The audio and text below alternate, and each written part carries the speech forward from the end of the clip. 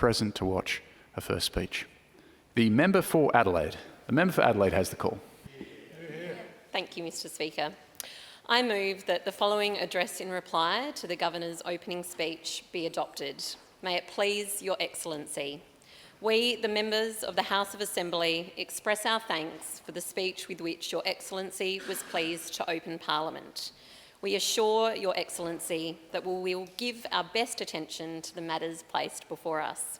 We earnestly join in Your Excellency's desire for our deliberations to serve the advancement of the welfare of South Australia and all its people.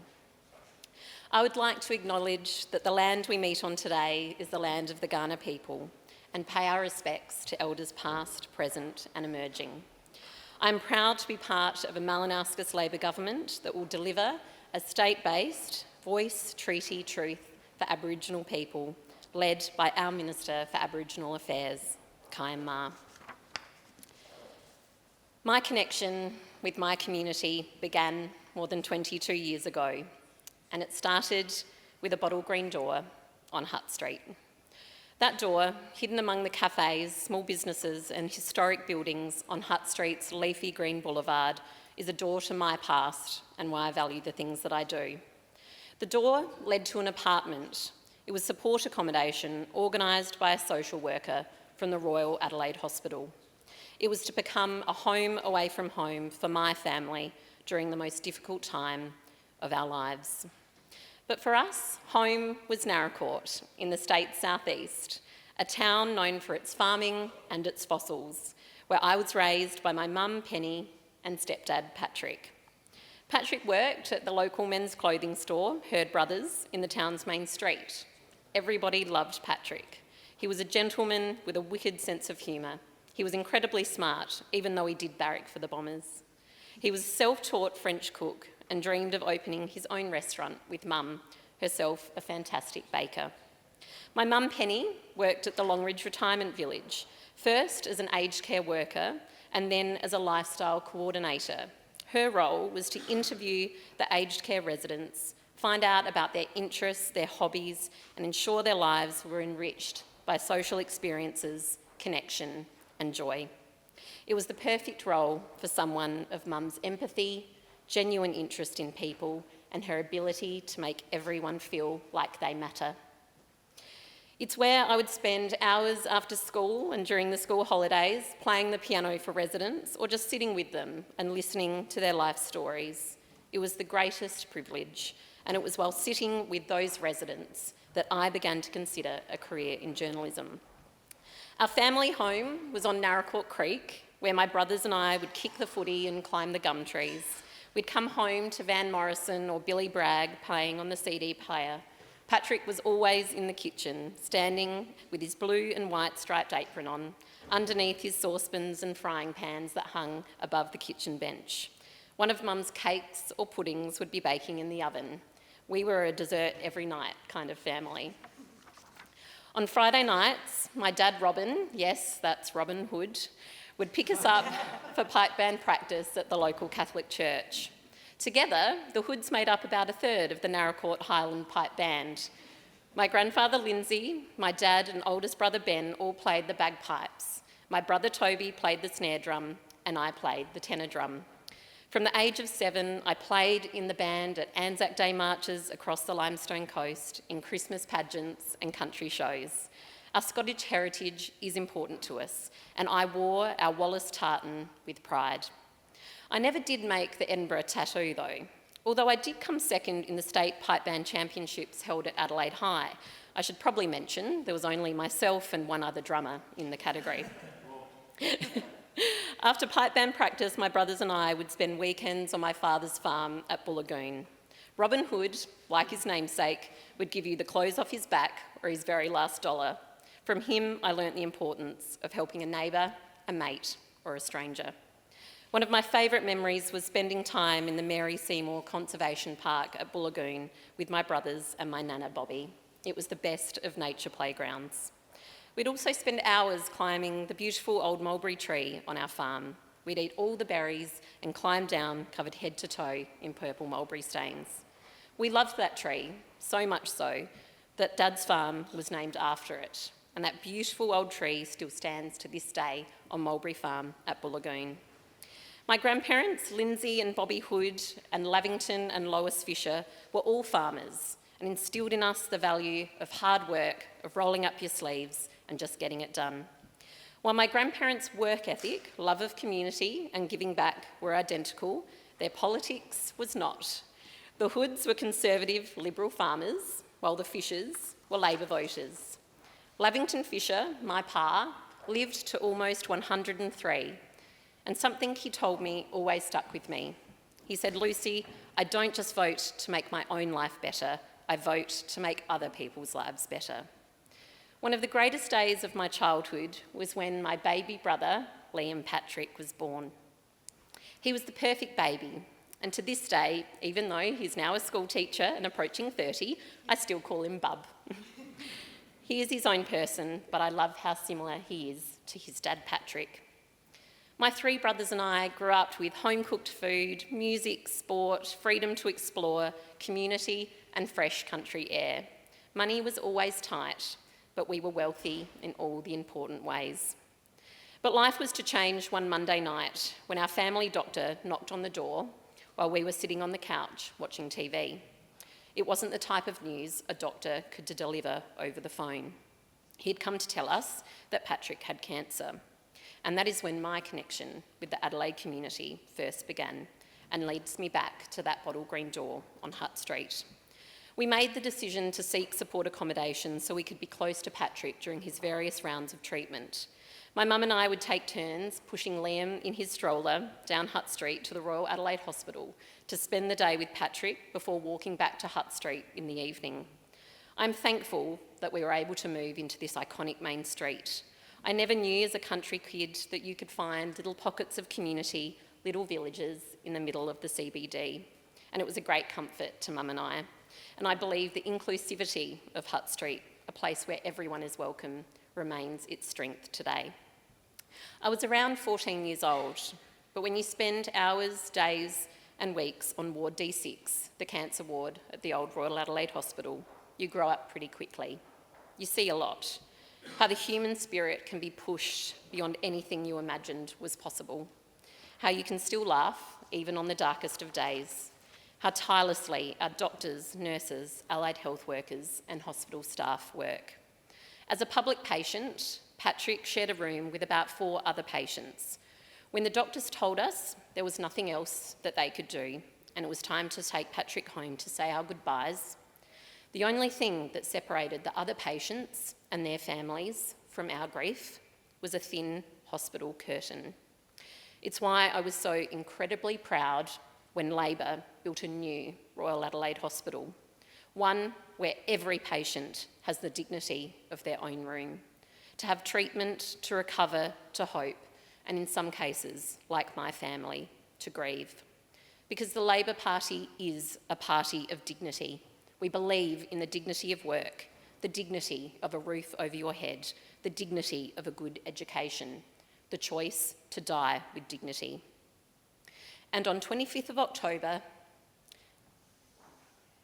2000, as the sun set outside the Naracoorte Hospital, we said goodbye to our incredible dad, an amazing husband and best friend. He was just 44. After we lost Patrick, we clung to anything that reminded us of him.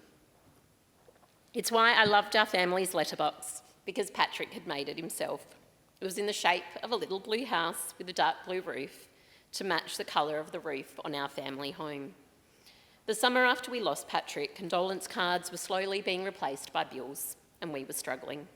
We went from a family who could afford to pay their bills to not being able to afford our school books, at no fault of our own, just like so many South Australians who've been hit by the impact of the COVID-19 pandemic, rising costs of living and stagnating wage growth. I helped Mum where I could. I waitressed at Blacksmith's Cafe. I worked every Saturday morning before netball in retail, and I became a lifeguard and swimming instructor, working at the Naracoorte Swimming Lake during the school holidays. One summer, I even sold raffle tickets to the Chook raffle at the sports bar at the Naracoorte Hotel Motel. There is no greater preparation for a life in politics than a country sports bar. What I'll never forget one summer is standing at the letterbox Patrick built and seeing the look of relief on my mum's face when we received the school card. It meant we could afford to pay for my school books. I remember going to Naracoorte High School's library to collect my school books and seeing that there was one line for the school card kids and one line for everyone else. It was while standing in that line that I understood the importance of opportunity, and I knew I would never take my education for granted. I'd always been a studious kid, but I threw myself even further into school and sport and civics, from the Lions Youth of the Year competition to a week-long Rotary Adventure in Citizenship to our nation's capital.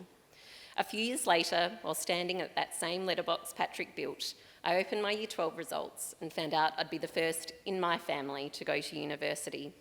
It was a bittersweet moment, as it meant leaving Mum and Liam and my country town to move to Adelaide. My housemates, Kate and Chantel, and I cried all the way from Naracoorte to Canalpin. The thing you'll learn about the Hoods is that we want things done yesterday. I didn't want to wait to be a journalist, so 2 years into my double degree in journalism and international studies, I began a cadetship at the Advertiser newspaper. I went on to become the education reporter, writing about the power of education through the stories of students and teachers. The Advertiser is where I also met my husband, Jared, a fellow cadet journalist. Adventure would come calling, and we moved to London in 2008, just as the global financial crisis hit. Journalists were being laid off all over the country, so a job in our profession was out of the question. Instead, we worked behind a bar, the Narrowboat in Angel, Islington, a beautiful 2-storey pub overlooking Regent's Canal. Before we knew it, I was managing the pub and Jared had become one of the chefs. It was a humbling experience. For Londoners, the pub is an extension of their living room. And standing behind that bar, I was often the first person a Londoner would talk to after finding out they'd been made redundant at work and no longer had a job. I offered a friendly face and a Foster's, and I listened. My experience managing a pub during the global financial crisis had nothing on what our hospitality businesses have faced during the global COVID-19 pandemic. And I am proud a Malinowskis Labor government will bring our city alive with events and festivals and live music that will fill our restaurants and bars and laneways once again. While we loved our time in London, there's no greater place on this earth than the most livable city in Australia, Adelaide. And Jared and I came home to pursue our passions in journalism and politics and settle down and start a family. We bought our first home, an off-the-plan apartment in Sturt Street in the city, a stone's throw from Adelaide Central Market. And we welcomed our beautiful daughter, Audrey Scarlett, at the Women's and Children's in 2016, followed by our son, Ned Patrick, at the Calvary in North Adelaide. I've always wanted to live in a community where popping down to the street for a coffee, for milk or a loaf of bread turns into a 2-hour round trip. I found that in Prospect and in Walkerville and in Ovingham and in North Adelaide. And I look forward to the next 4 years telling the stories of my wonderful community and the incredible people within it. It's been 22 years since I first moved into the apartment with a bottle green door on Hutt Street. And 22 years later, when I drive down Hutt Street, I always look at that same bottle green door. It's become an anchor to me, a reminder of what is important and what I want to fight for.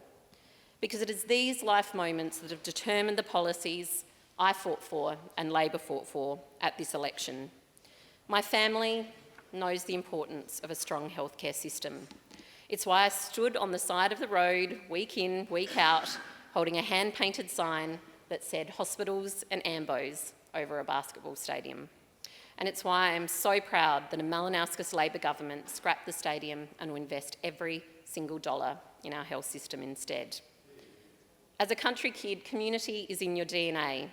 It's why I fought for a new Adelaide Aquatic Centre to keep our community active and connected, while we'll bring back a community hub at the former Walkerville YMCA site and invest in our iconic main streets like Hutt Street and Melbourne Street.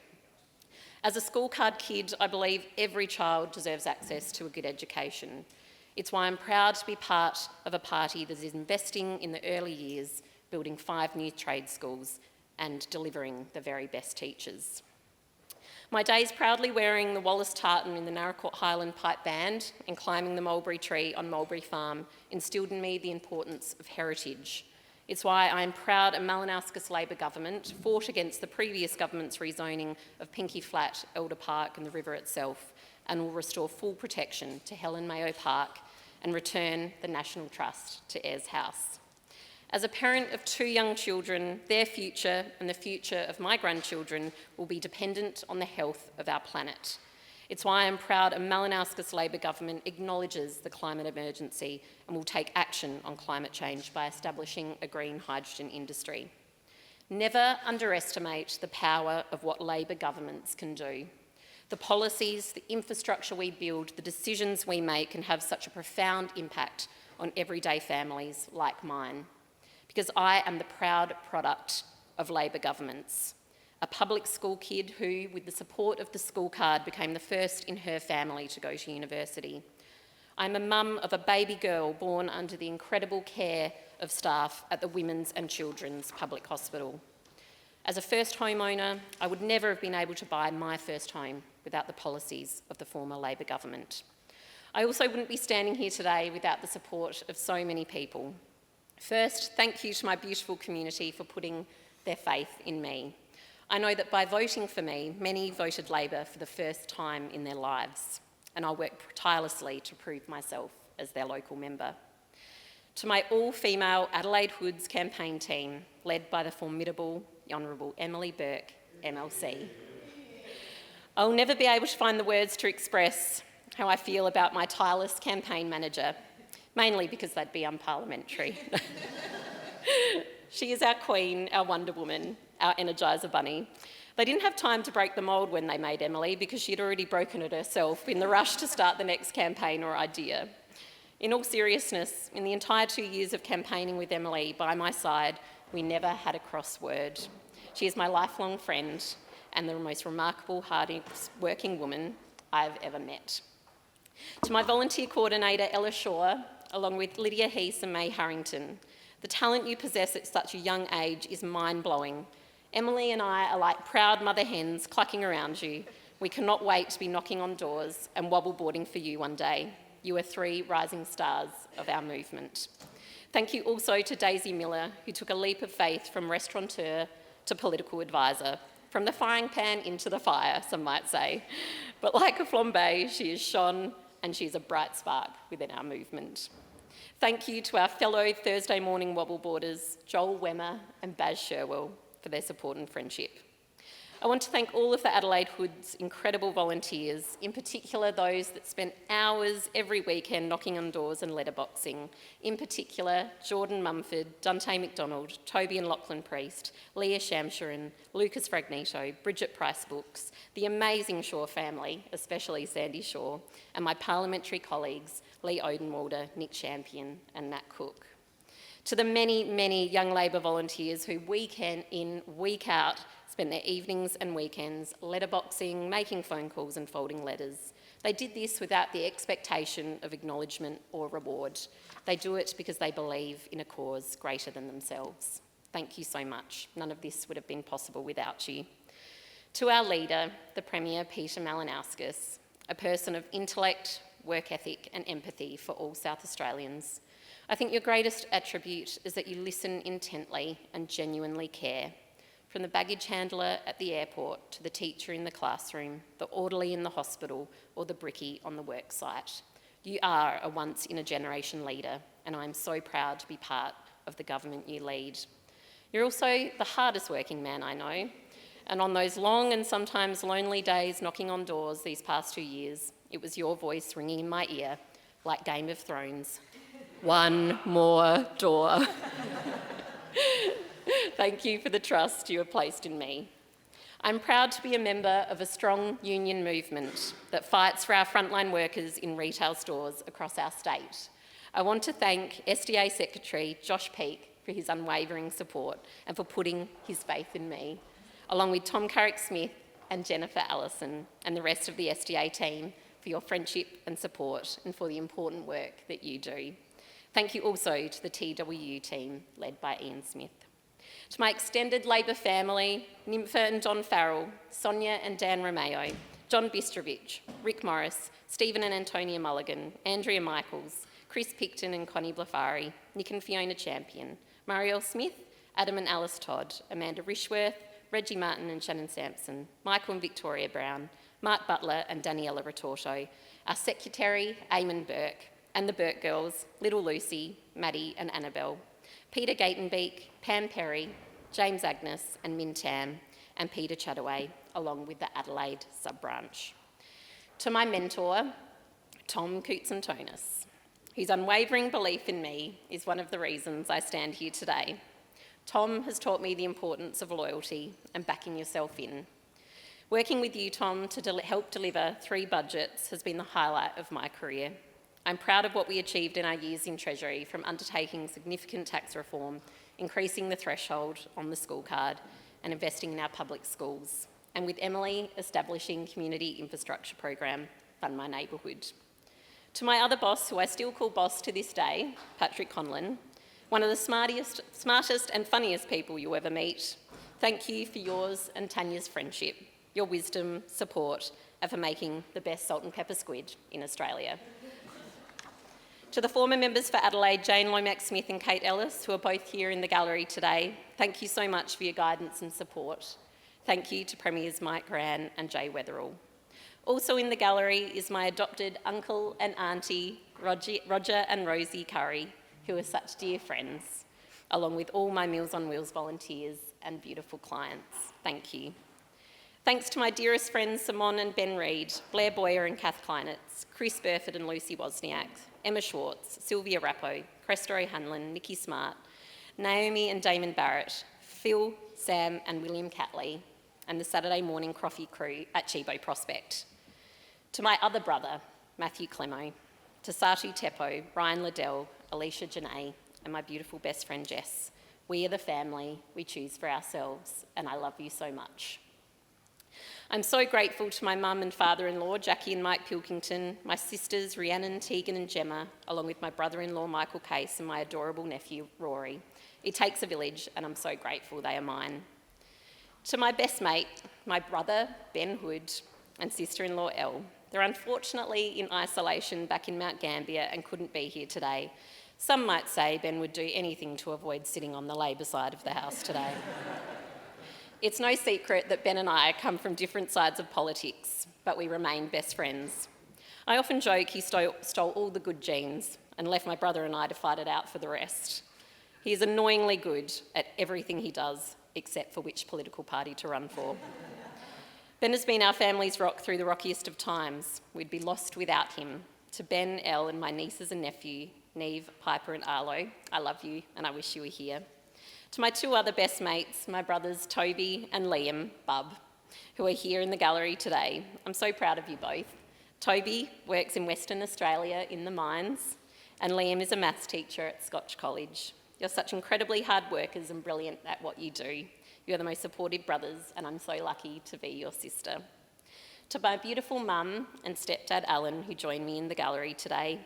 Mum is my biggest cheerleader. Just ask the voters at the Melbourne Street booth who crossed paths with her on election day. We won that booth by 2 votes. Thanks, Mum. Alan, my stepdad, is the most kindest man you'll ever meet, and I love that Mum and Al have already become great friends with the catering staff at Parliament. It's just the people they are. To my husband Jared, my best friend, my teammate, my everything. I love you, and I couldn't have done this without you. In London, we'd finish our working week on Sundays at the Narrowboat, and we'd always sit together to have a Sunday night roast and a cider. Every Sunday to this day, Jared still makes me my Sunday roast. To my beautiful children, Audrey and Ned, you are the light of Daddy in our lives. While I might not always be home before bedtime and a story, know that I'm in this chamber fighting to create a brighter future for you. I love you more than life itself. Last but not least, I would like to recognise that the 2022 election was not just a victory for the Labor Party and the values we hold dear, but for women too. 128 years ago, South Australian women were the first to be given the right to vote and to run for Parliament. And for the first time in the House of Assembly, the government has a majority of female MPs. I want to thank the women who came before us, who shattered the glass ceiling and walked over the shards of glass, clearing a path for those of us who follow in their footsteps. Women who will not be lectured, not now, not ever. Women who recognise a side eye is not a sidestep. Women who smile because they want to, not for civility's sake. Women who understand that sometimes being the opposite of polite might just save their life. Thank you, Molly Byrne, Anne Levy, Julia, Jane, Kate, Dr. Susan Close. Thank you to the many, many women who came before them, the brave, fearless women who first placed their names on the ballot paper but who never took a seat in this chamber. We stand on the shoulders of these women who paved the way for my fellow female Labor MPs here with me today, the 7, the class of 22, the member for King, the member for Newland, the member for Elder, the member for Davenport, the member for Waite, and the member for Gibson. What an honour to stand with you and now sit beside you. We are sisters, daughters, mothers, friends, parliamentarians. But please, don't ask who's looking after our children. Because they are loved and they are proud, growing up in a world where it is completely normal that mums run for Parliament. Don't ask if we're too young, because wisdom isn't always created in the years lived, but by the living of those years. Don't ask if our skin is tough enough, because it is. Instead, ask our opinion and let us speak. To the girls and young women in classrooms all over our state, remember, a woman's place is in the House, Parliament House, and my door will always be open to you.